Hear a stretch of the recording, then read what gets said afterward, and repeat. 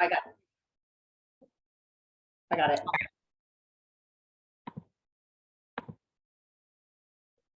Okay. Alrighty. So, some of you guys probably already know my name is Catherine Barnett with LoanFit.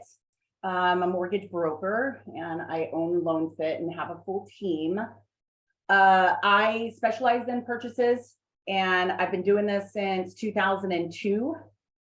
And I've been through this shifty market. This market shifted real fast on us, faster than it did back in 08, but the shift is very similar and different. And so a lot of the scripts that I'm using, and I think Don Newton is on this call. Don Newton and I are oldies.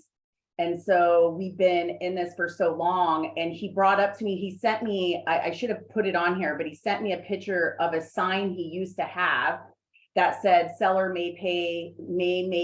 would assist with payments up to 3 years. It was a sign he kept. And so it reminded me that, some of the things that we did in 08, some of them obviously were gimmicky, but the gimmick, and I sometimes didn't even offer them, didn't even do them, didn't even end up doing the gimmicky programs, but, there's ways that we can structure our conversation with buyers better than what we're doing. So just starting with getting buyers off the fence. Obviously, that's me. How you like that real formal. So I think the biggest problem we have right now is that we're competing against the media. Our biggest competition is the media right now. And that is because fear sells, right? People purchase and make moves in their life for two things. One is fear and one is pleasure. And so, or pain and pleasure, fear falls into that pain. And so the media is still touting that rates are 7.5% and scaring people from buying. And that's not true. I would say 90% of your consumers out there believe that when feds raise the interest rate, that our rates go up. And in some cases they did, depending on why, but if they don't have a direct impact on our rates, their sentiment does. So what the feds say around raising the rate can have a huge impact on us. And lately, our negative Nancy is going to be inflation. The minute that there's inflation involved and there's a concern for inflation, our rates go up, and they'll continue to go up until the feds announce that, okay, we're getting control of inflation, which they just recently did. So we saw a piece of that in August where they're like, oh yeah, we've got it together. And we're going to see, inflation go down, and our rates immediately improved.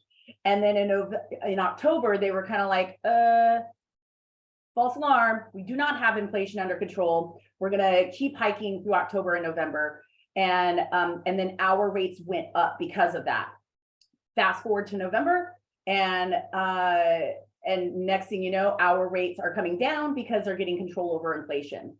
So while we're competing with the news, we need to make sure that we're giving stories that buyers can relate to and make sure to practice our scripts. What I do like about this market right now is that we're going to see some normalcy. And so this is what a real market has been and should be. The past 10 years have been kind of nuts. And I'll go over why it was that kind of nuts and where we aren't going to quite see that in the same way. And I have my little thing here. Okay, so let's talk about conversations with buyers. I always go to folks and I'm like, okay, is it a seller's market? Is it a buyer's market? And frankly, it is a unmarket. Let's talk with sellers. So starting with sellers, the sellers that are on the market right now, guys, they have to sell. There is enough pain, meaning a life event or a reason that they have to sell. And those life events could be a divorce. It could be a job relocation.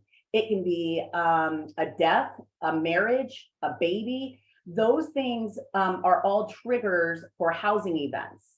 And what you want to do is be in front of these sellers for those housing events, life events, because that is when they're going to have to make a decision to possibly sell. The problem is that we have plenty of sellers in the market, guys. I have 100 people right now who would sell tomorrow, but it's not enough pain. Like they hate their HOA, they hate their house, they hate their neighbor, blah, blah, blah. It's not enough reason for them to sell and lose the rate. That is our biggest competition right now, is the rate that people are in. So if you guys can see this, look at this, 5% and under, or under 6%, I should say, but 5% and under, 84% of your homeowners right now are under a 5% interest rate. So the pain in the life event, people aren't just selling because they want to, they're selling because they have to, because they're foregoing their great interest rate. I mean, look, 23% is at 3% and under. So I can't tell you how many people are like, I'm never going to sell my house. That interest rate's too great. So we're gonna see an issue with the sellers market, because again, the sellers that are on the market, they have to sell, they're negotiating. And we're gonna see this little lull of opportunity for our buyers probably in the next 4 to 6 months. Now, with that being said, we are also competing against buyers, where buyers, this is there are plenty of buyers in the market. They're just waiting for two things. They're waiting for, one, the housing to crash, which is not going to happen. And so the biggest thing that we have to explain to our buyers, that they don't quite understand the way we do, and some folks don't even understand, of what transpired in 05 to 08. So what happened was, you had buyers who, they did not qualify for the mortgage. Literally, it was a fog a mirror and you can get a loan back in 05. They could not qualify for a mortgage. They put zero money down. They were on a usually interest only, and it was an ARM. And then once that ARM starts to adjust, then fast forward to 08, because most of these were on 3-year ARMs. Fast forward to 08, their ARM is adjusting to where they no longer can even keep up with the mortgage. Their mortgage is more than what they were bringing home, because they never even had to qualify for it. Then on top of it all, they had a prepayment penalty. So they couldn't sell or refinance without paying this penalty. So we had no equity. Then they were all forced to sell, which is AKA a foreclosure. And so that is what caused our housing crash. But to add insult to injury, what just happened? Whoops. Hello. Can you guys all see that? Just give me a nod. Okay. To add insult to injury, and I don't know what just happened. Hang on. Sorry, guys. Hey, Kim, you're on your screen. Okay. We can't see your screen. Okay. Thanks. Just 1 second. Find out what happened here, guys. Sorry.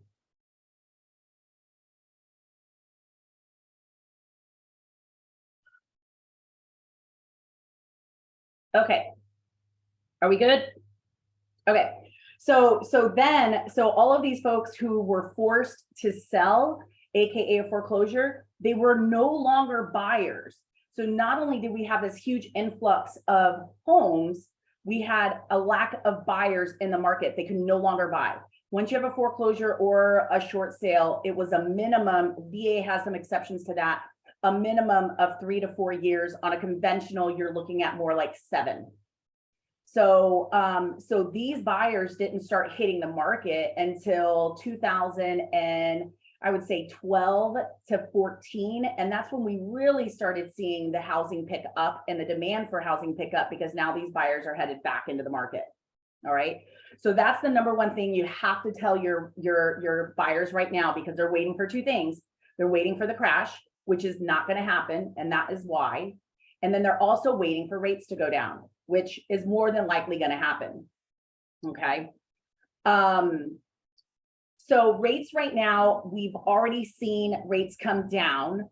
We're about, I would say on a conventional level, we're in the low sixes. The affordable programs are in the low fives.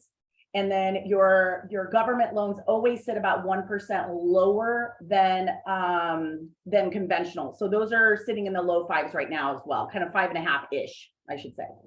And so we've already seen, as they've gotten control over inflation, we've already seen our rates improve. And we're going to continue to see them improve because now that they've got that word inflation under control, we're going to be focused on bad news. And our markets love bad news. I always tell people I'm a pessimistic, optimistic person. I hope for the worst all the time, but that's just who I am because it offers great rates. So they are predicting that rates, once we get some more bad news flooding in, and that inflation is under control, they're predicting that rates are going to go down to pre-COVID rates, which is going to be in that low fives to low fours. So that's kind of the pre-COVID. We were always bouncing right around the fours mark, and we've been in the fours for 10 years prior to COVID. We are not going to see COVID rates. And I don't think we'll ever see them again, but so they're predicting that we're going to see rates go down probably another good 1 to 1.5%. And that's going to happen there. Every single forecaster is predicting this. And that's going to happen usually, and what they're predicting is going to be by the end of the first quarter to the end of the second quarter that we're going to see rates really tick down. And as you can tell here, kind of what Freddie and Fannie and some of your experts are predicting is that you're seeing that 4.5, that 4.7 range. And what's going to happen at that point is that all of those buyers who are waiting for the crash or waiting for the rates to go down, they're going to jump back into the market. All right. And then we're going to see a lot of what we saw the beginning of last year and the year before. So we're really in this 5 to 6 month window, this lull to where sellers that are selling have to sell and they're negotiating. And that is going to go away the minute rates go down, because buyers don't understand that you could get a home now and you could negotiate and you can get things paid for. Whereas in the summer, they're going to be competing against over offering and basically overspending on a house. And I think they did a statistic of it was well over 50% of all buyers who purchased in 2021 and 2020 to 2022 have buyer's remorse, where they're not happy with the house or they're not happy that how much money they spent on it. And so if we can get in touch with our buyers and have that same conversation, because again, when I talk to a buyer, I go through, this is why it's not a seller's market. This is why it's not a buyer's market. I rehearse that all the time. And every single one of them are like, okay, that makes sense. So, so that's going to be the best thing for you guys to be talking to with the buyers and capturing this little buyer pool. If you can convince them of where the market's at right now and try to overturn what the media is talking about right now. So some strategies that we're offering on buyers. So just to kind of get into a little bit of what seller concessions are. And I have a great seller concession chart that we'll share. There are some pros and cons to seller concessions. First of all, guys, nobody knows what a seller concession is. Think about it. We talk about this in our lingo all the time. Do a concession for this. But when you ask a buyer what a seller concession is, and you're putting on the MLS seller concessions, they don't get it. So get granular with your terms. Get very basic and quit using real estate terms, especially for buyers, guys. I mean, your main buyer pool right now are first-time home buyers. And so let's dumb it down a little bit and just get off of our lingo and put it in theirs. Seller concessions can obviously be offered in the initial offering, or it's used to negotiate once inspection items come in or what so forth, to kind of sweeten the deal. You can advertise seller concessions, don't call it seller concessions, but you can advertise seller concessions in the MLS. So if you have a seller willing to do, willing to make a concession or pay for something, get it there and make it relatable for your buyer. Do keep in mind that seller concessions are a dollar for dollar reduction on the price, guys. And so the appraiser takes that right off. So if you have a $400,000 home, that appraiser is starting the analysis. And let's say you got $20,000 in concession, they're starting that analysis at 380, and the home has to support 400,000 without the concession, basically. Okay, so just keep that in mind, especially when you're doing your comps, and when you're talking to your sellers. I done a statistic, or kind of not a statistic, but like a little thing on Facebook where I said, who are the sellers right now willing to pay for concessions or pay closing costs, or willing to give concessions? And I had a gentleman go, every single one of them. Well, if your sellers are willing to do this, it needs to be known. And again, make it relatable. I can send this chart to everybody. This is a great, this is a great how much a seller can pay towards closing costs. And it's really good to know this, especially when you get into the VA. But your standard conventional is going to be 3%. And then the more money they have down, the more that the seller can do as a concession. Investment is a strong 2%. There's no budging on that. FHA is going to be 6%. USDA is going to be 6%. The fun one, I love VA. If I could just do VA loans all day, I would. But I love VA, and VA will allow up to 4% concession. Their terminology for concession is different than conventional. They will allow up to 4% in concession, and that 4% can go towards home repairs. It can also pay off the borrower's debt, up to 4%. So then on top of that, the seller can still pay reasonable closing costs up to 2% in discounts. So if you have a veteran in there, and we'll go over different strategies, but if you have a veteran in there, we want to be looking at what kind of debt can we pay off, maybe instead of some of the, the buy downs and such that I'll get into next. Okay. VA is really cool about that, though. I like what they offer. So I'm sure every single one of you guys have heard the 2-1 buy down, the 3-2-1 buy down, the 1-1 buy down. Again, did another poll on Facebook, and I said, non-real estate folks, what is a 2-1 buy down?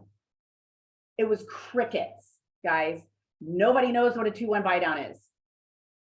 So when you're trying to advertise your listing and you're advertising it with a 2-1 buy down, they're scratching their head going, well, I don't know what that is. That doesn't apply to me. And so it's not of interest.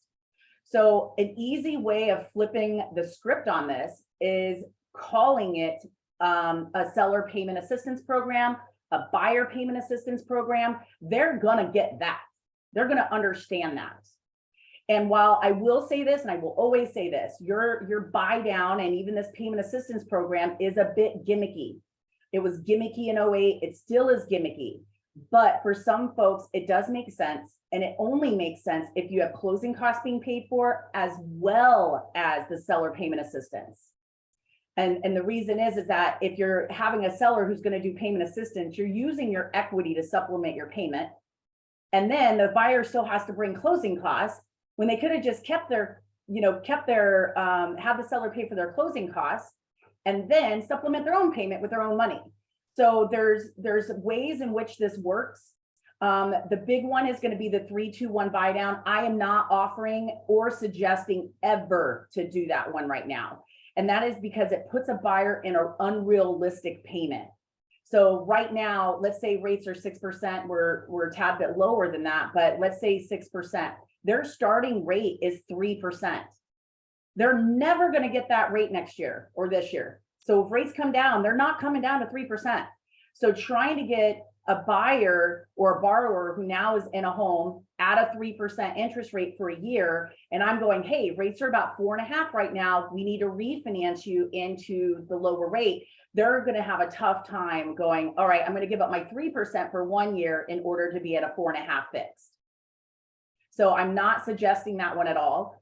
2-1 buy down, we're having a similar impact where that starting rate is going to be 4%. It's more reasonable right now. But if rates go lower, then, and we're moving into that starting rate at 3%, it's setting up an unrealistic expectation for the life of the loan. My favorite one, to be honest with you guys, is the 1-1. I love the 1-1 to where you're only buying down the interest rate 1%. And it's realistic. So you're moving from a 6 to a 5, because likely that's where they're going to be refinancing at. And it holds that rate for 2 years. So they have 2 years at a reasonable rate of 5%. So that one is much cheaper. And it's reasonable to be able to do that and do closing costs. So I prefer the 1-1 buy down.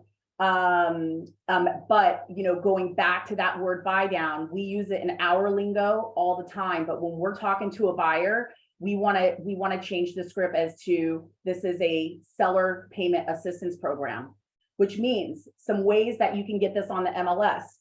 You could put seller is participating in the payment assistance program. Seller may supplement your payment up to 3 years. Seller may assist your payments for up to 3 years. Seller may pay up to $300 monthly towards your payment. And we can get granular on that with your listings. So where we could put the lowest amount of money down and have that, it may be up to $300. That's getting granular. That's getting where a buyer can relate and go, oh, they're going to make $300 of my payments for 2 years. Okay, that's cool. I can relate to that. Seller may pay up to 20% of your, I have a typo in there, of your payment for the first year. So the 2-1 buy down is they're basically making 20% of their payments. With that, also some ways that you can add into the MLS is that you can have a seller pay the HOA up to 1 full year. That may be more appealing, especially in some of your condos. That may be more appealing than the buy down or payment assistance program. So we can have the seller pay the HOA up for a year. And then again, on VA loans, sellers can pay up to 4% towards debt payoff. That one is going to probably look a whole lot better to the buyer, where you can go, okay, for 4% on a $400,000 loan, that's 16 grand. That could possibly be a car payment that somebody's making for $700. That is going to feel better to that borrower than doing a payment assistance program or a buy down. All right. All right. So a couple things on the listings that I am finding that we're just, I don't want to call it lazy, right? It's just different. We're now in this shift where we have to present our listings and we have to have them set up for success. And the biggest thing you guys can be doing right now is get a pre-inspection. Just do it. Get the home inspected, fix the repairs that are on there, and then that you feel is necessary. And then when it comes down to when they put an offer, they're putting an offer already knowing what that home, what it looks like. They know the ghosts, right? You don't ever want these ghosts to show up in the middle of transaction, because your seller loses that bargaining power.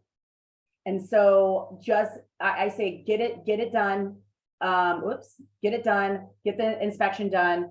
Any big concerns, get it out of the way.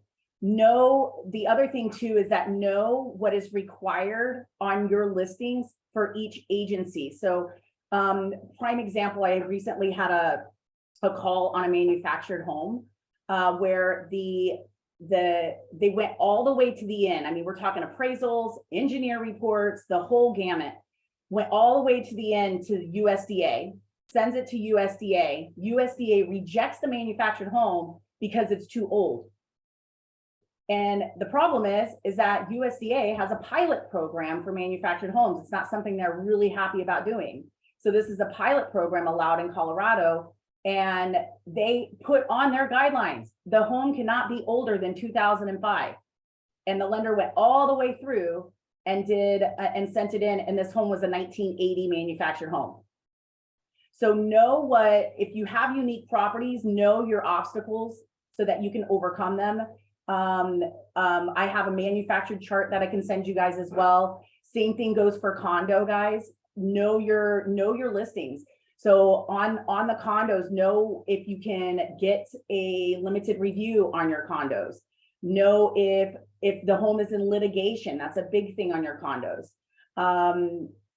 There are so many weird things with condos that you want to kind of be able to know what that looks like, so that you know when you have a buyer coming in with like an FHA condo need and it's not approved through FHA, you know what you need to do. And you can, and not to get too detailed, but you can always do like spot approvals for condos. You just need to know how you're going to be listing that property.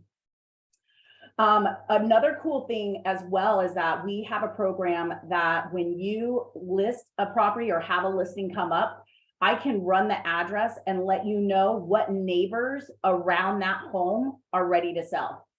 So based on their algorithms and their behavior online, it'll mark which ones are ready to sell. So if you're ever needing that information, I can pull that. And sometimes I even have their contact information. It's super creepy and stalky, but sometimes I even have their contact information that I can share with you. But that neighborhood, sellers, potential sellers want to know a couple things.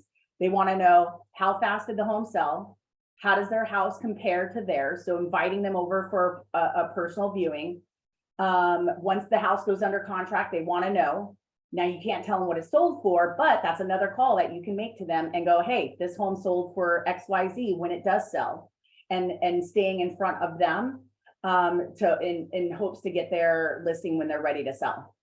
So there's some things that you can do there. I'm happy to chat with you guys on that on another note.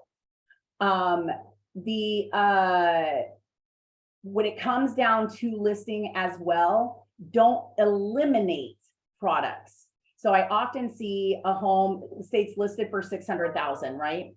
I'll see a home listed for 600,000 and they exclude FHA financing because the FHA loan limits are much lower than that. Don't exclude the financing. And the reason is that I have an FHA buyer right now who he's FHA because he has bankruptcy. And he is buying a home that is well over the loan limit, but he's also putting down enough money to bring it under that loan limit. So if you exclude that, people will sometimes also exclude it in their search. So make sure that if you know that the home could go FHA, go FHA. If there's potential issues with condition of the property for FHA and VA and USDA, put it out there. If your seller is willing to make improvements if needed, put it out there that it would qualify for VA, FHA, and USDA. So don't eliminate financing because everybody's financing situation is different. I see it often with USDA as well. So folks, you'll have like a $700,000 house and they'll eliminate USDA, but if the home does qualify for USDA, if it's in Windsor, it qualifies for USDA. So you want to put in there that it qualifies for 100% financing. It's the buyer's job to qualify for it, not your job to discount it. So make sure that you put as much as you can. If you have a home in USDA area, you need to have 100% financing available on this home. This home qualifies for 100% financing. So then the buyers already know that this is something that they can get into the home with no money down. All right. Okay, so the other thing that I did an interesting search yesterday, and we have a loan officer record where it kind of tracks every real estate transaction in the nation, right? And you can go even smaller into counties, even go into zip codes. And I just did a rough search on Larimer County and Weld County transactions for the past 7 months. In the past 7 months, out of 2,200 loan officers, guys, only 100 of them have closed more than 10 purchase deals in the past 7 months. 100. So we're coming off of a refi boom, which we saw this in 2008, right? So in 2008, we had a whole bunch of loan officers that were like, want to buy a watch loan officers instead of actual loan officers. We had to get licensed. We had to start really knowing what we were doing. And so we saw a lot of loan officers fall off the map because they just didn't know how to structure a deal that somebody had to qualify for. Well, now keep in mind, a lot of your loan officers have jumped into this pool. I would say a lot of real estate professionals in general have jumped into this pool and they're capturing the refi business. Well, refi business, guys, is very, very different than conventional. And the fallout, I'm seeing a lot more fallout from people. I'm rescuing a lot more deals than I have in a long time. And it's because people are like, oh yeah, on a refi, if you have a fallout, okay, it's that one customer may not like you, but it didn't work and the refi didn't work, right? But you have a fallout on a purchase and it's a domino effect, and it could be life, it could impact somebody's life. I just recently had a client, not my client, one that we're rescuing, and she literally has lost her $5,000 earnest money. That's $5,000. She's got nothing else to her name. Now, she wasn't represented well, and the lender didn't even watch the dates, weren't even monitoring the dates. And so, so experience right now, guys, absolutely matters. Purchase experience, the timing of it, because if you have a deal, you have a listing that falls out, even if it's for buyer and lender related issues, it's still you having to put that home back on the market. And it's going, okay, this home's been on the market for however long, and now buyers will question, why is it on the market? They don't quite understand that it may have been a buyer lender issue. So vet your loans, vet your pre-quals. If you ever need me to run if you get a pre-qual from somebody that you don't know and you want me to run numbers, I can run numbers on every single loan officer in the state. So vet your loan officers right now, because we're not all the same. And we're not all focused on the same thing or have been focused on the same thing. I've always been a purchase lender. The refinances for me are, gravy. I don't focus on them. I don't market them. It's not my position, basically, not my business model. It's always been purchases. So, make sure that you're vetting your loan officers. I've said this a couple of times on through Facebook, but if you guys have a veteran borrower or you're getting an offer from a veteran, verify that the COE, the certificate of eligibility, has been pulled. Always verify that it's been pulled and reviewed. Not every lender, we do it automatic. Like the minute we get an application, whether we can do the loan or not, we're pulling a COE. But the COEs aren't always right, and there could be mistakes in COEs. And sometimes buyers don't quite understand their eligibility. And if you don't pull it right away and there are issues, A, you can't get anything done quickly through VA. But B, it could blow up a deal. So always make sure that on any offer you get for a veteran is that the certificate of eligibility has been pulled, that they've ran also what is called a residual income calculator. VA goes off of net income in qualifying, not gross. So their net income includes utilities, taxes, childcare. We want to make sure that they have met the residual, and the residual is how many people are in their house. It determines based on how many people are in their house and how much money is left over after everything's been paid. That is what VA cares about. So you always want to make sure you do that on your veteran loans. And then with USDA, guys, USDA is a great program. It's hard to qualify for. I used to do 8 or 9 a month, right? And now I do maybe 1 to 2 a quarter because of their guidelines. Their debt to income ratio guidelines are pretty darn strict. And so with that, make sure that that USDA has been ran on every pre-qual you have and every pre-qual you get, that they have ran it through USDA system, which is called GUS. So you want to make sure that any USDA offer has been ran through GUS, because there is no manual underwrites really for USDA, not that go well. They're all about their automated system, and they have a very their front end ratio requirement is 29. So only 29% of their income can be housing, and they'll go up to 42 on the back end, meaning their debt and housing. They have a tiny little bit of flexibility with that, depending on credit, but it's not much. So just make sure that those things are always ran. Yeah, so, and I'm happy to help. I'm happy to facilitate, even if it's not my deal, just to try to protect our sellers and protect our buyers, because ultimately you know, we're in a touchy market where a fallout on a listing can mean a lot less money for your seller. So we have to vet our buyers a bit differently. Other than that, I'm going to kind of leave it open for questions, and let me know if if you guys have questions. I think you just wave your hand, right? I'm awful. Okay, let's see here. Let me see if there's a way that I can. Hey, Kim, is there a way I unmute folks?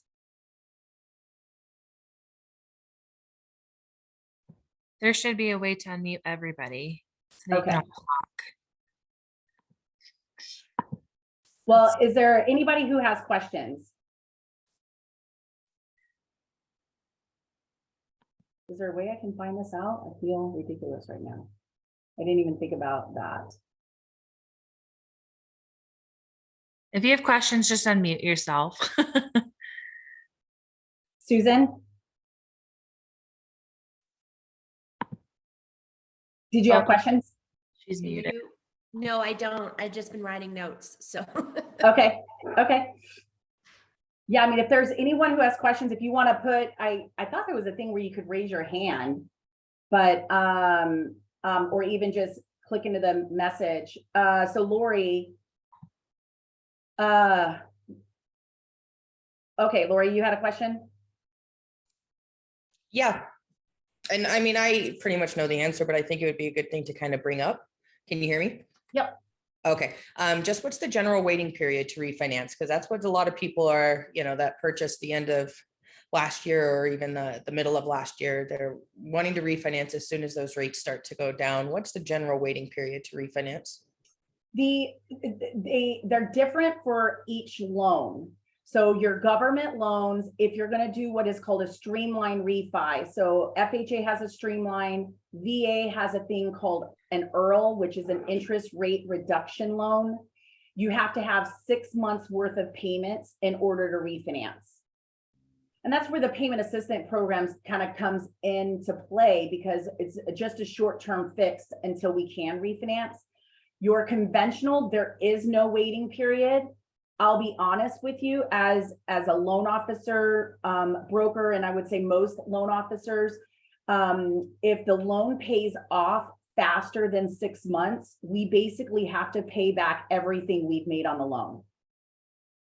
So that would be like you guys selling a home and then, you know, turn around, they had to sell again. You had to pay back everything you guys made on it.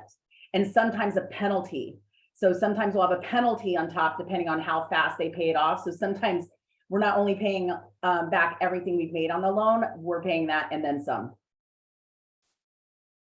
Tina, I think you had a question as well. Here, let me find you. Where are you at, Tina? Okay. Tina, you should be able to unmute.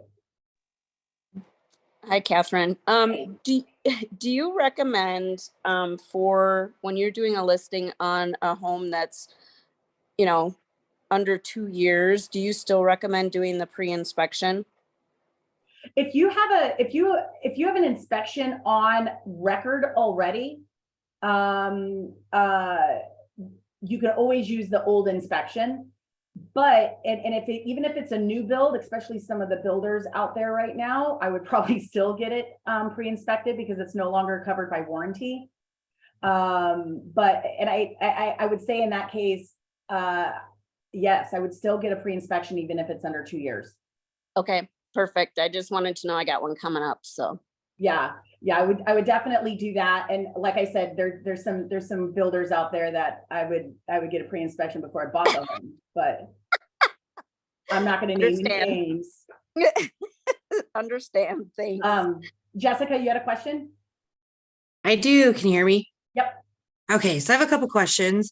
Just this one is totally your opinion, but you know, if we think the buyers are going to shake out kind of at the end of, you know, when rates stabilize a little bit this year, Mm-hmm. where do you think they are now? Are they renting right now? Are they living with their parents? You know, where should I be marketing to right now to get those buyers ready for the summer? Yeah, I mean, the best way that I have been, because I feel really old school. I wish, you know, it was really funny when I got in this business in 2002. I remember making fun of my managers who were probably my age now, and they wouldn't do all of the fun, creative stuff I had in mind. And I was like, God, they're so old school. I feel so old school because I definitely have been a bit delayed on the whole TikTok thing. And I'm very personable. Like I feel a good day for me is how many people I can chat with and tell them what's going on in the market. So I have had this new little script that I've been doing because everybody's like, hey, do you know anybody who wants to buy, sell, or refinance? Right? That's our typical script.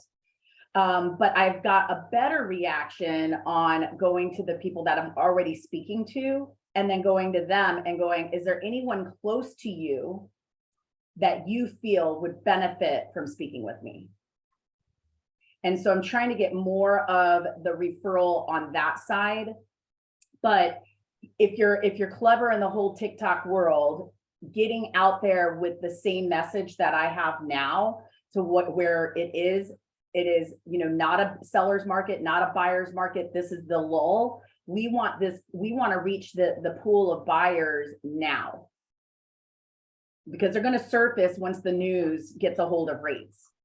So it's, you know, really going out there and going, who quit looking because rates went up last summer? Because there's a lot. So getting in touch with those folks and getting the message of like, this is why it's such a great opportunity, and tell a story. You know, I always attach stories to it. You know, where I had an engineer guy that he quit looking in the summer, rates were too high, and I got a hold of him in October, and I was like, you know, can we just have a conversation? Like, this is where I think the opportunity is, and just want to weigh some things out with you. Well, sure enough, he ended up finding a house a little bit above his price range. We did do the payment assistance program for 2 years, and he got $70,000 off on this house between price and concessions. $70,000. And that's because the seller had to sell because they had a new build that had to close at the end of November, or they were going to lose a huge amount of earnest money. So there are definitely deals to be had, and it's targeting that demographic, which is going to be, I would say, between 22 to 32-year-olds, and you can do that target marketing through Facebook. Even you can target that age group. Thank you. So, Can I ask a second question too? Yeah. So the other biggest thing I'm working with, and so I've been a real estate agent for about a dozen years now, and this is the first time in my career where the monthly payment has made more sense for a lot of people to rent. Where I work, at least. I work in the northeast part of the city, so a lot of like Brighton, Reunion, and one of our bigger hurdles out here is the taxes, where taxes are adding, you know, $600-700 a month to a monthly payment. People right now are shaking out their monthly payments somewhere in like that $3,500 a month range, and you could rent the same house for about $3,000 right now. Now, I know that's not the best long-term financial plan, but the truth is, you know, those $3,500 a month payments start now for people. And so is there anything that you're doing or telling people to like get them that's right? It feels to me like anything over 3,000 to my clients feels expensive. So how do I have those talks with my clients to ease them into paying more? Because that's just what it costs right now with the price of houses. Average house out here is probably like $600,000 to $700,000. Payments are in that $3,500 month range, and that just feels high for my clients. So what do I do? It is high. I mean, that's where the payment assistance program kicks in. Because I mean, as you can tell here, oops, why does it keep doing that? As you can tell here, it just 1%, 1%, let me see here. The difference on payment is about $300 for that 1%. So we can soften the blow by having the seller basically prepay their payment for that 1 to 2%. Because the other side of the coin on that is that with every single recession, rents go up, every single one of them. Every single recession, rates go down. Every single recession, except for 08, values have gone up. So the weighting, what they're doing is they're paying maybe a lower payment. We may be able to get their payment close to what their rent is through the payment assistance program. Get their payment close to what their rent is, but then they'll have the opportunity to refinance, because the money, any payment assistance that is paid by the seller, let's say it's $10,000, that money does not go away. So once they refinance, it goes as a principal reduction. So if they've only used like 3,000 of the 10,000 that was paid, that 7,000 left over lowers their principal amount. So it doesn't go away. Now, buy down, the other terminology for the same word is when you buy down the actual interest rate. 10,000 will probably pay it down like 0.5%. That money completely goes away. So you can't recapture that money if you refinance. Okay. So that would be the statement I would be telling buyers who are like, oh, well, it's cheaper to rent. We can get their payment pretty close to where they're renting. But also the other thing to analyze is that they're going to miss out on the appreciation and the tax savings of owning a home. Because right now they don't have any of that. Thank you. It's not going to get better. Like I don't see, we're seeing prices level out a little bit, but I don't see them going down much further. Maybe a little bit in the next 3 to 6 months, but once those rates come down, we're going to hit the buying frenzy again. Thank you. All right. Any other questions? I've been kind of watching the chat, so if anybody has any questions, and I have Michelle on here who's like, hey, because we toggle between Arizona and Colorado. So I'm licensed in both, and there's a lot of transient movement from Colorado to Arizona, a lot. And so, I have great connectors here in Arizona as well as Colorado. So if you guys ever have a buyer looking to move, and I usually can find a broker for you anywhere. So just let us know, but we all like to kind of work together and see if we can move business back and forth. You guys have the luxury that you can get paid referral fees from different states. We do not have that luxury. So we cannot get paid referral fees, which kind of stinks. So any other questions or anything? I would love to hear if you have found something that's working for you, or what you're telling clients that you really feel is getting them off the fence, or any listing techniques. I would love for you to share them as we're all just kind of dealing with a shifty market, right? So if you have anything that's working for you guys, please, speak up and I can unmute you. Viewers.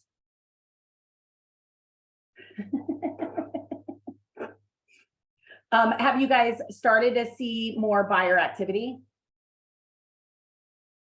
I think it was like everybody's New Year resolution to where they were like, I want to buy a home, because I think in 2 days I had like 15 buyer consults where I basically repeated the same thing that I'm telling you guys over and over and over, to get people off the fence.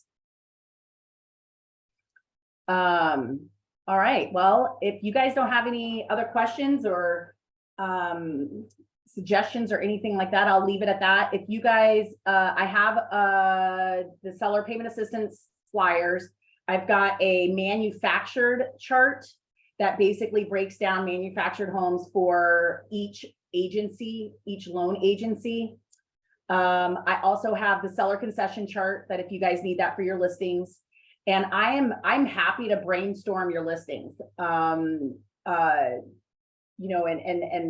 some things that we can say for our buyers so that they're understanding a bit better than how we're communicating right now. Because I think we're just using a lot of the wrong lingo. And so when we put it in there in the ways that they understand, they can find ways to relate. Again, Jessica, to your point on the payment, if we're doing the payment assistance, 2 years, that's a $611 savings. And so that is where a buyer can relate. So I appreciate you guys joining me. I haven't done a webinar in a long time. I have a divorce webinar. We're about to hit divorce season, which the most popular months for divorce is March and August, believe it or not. And so it has the #1 highest filings. And that is I would say my niche is definitely navigating divorces and protecting home ownership goals while people are going through divorce, as well as VA loans. So I am in the process of trying, I kind of want to know for those that are still on here, I'm in the process of getting my class, my divorce class credited. But if I can't get it done in time, would you guys be up for doing a divorce class, even if it's not a credit hour? Good, okay. And then Kristen, I think you had a question. Let me see here. Right? You just waved their hand.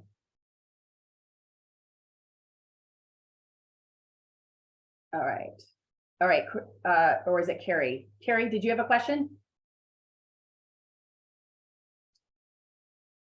Well, if anything, I plan to I think I'm going to start my divorce season during the love month, unfortunately.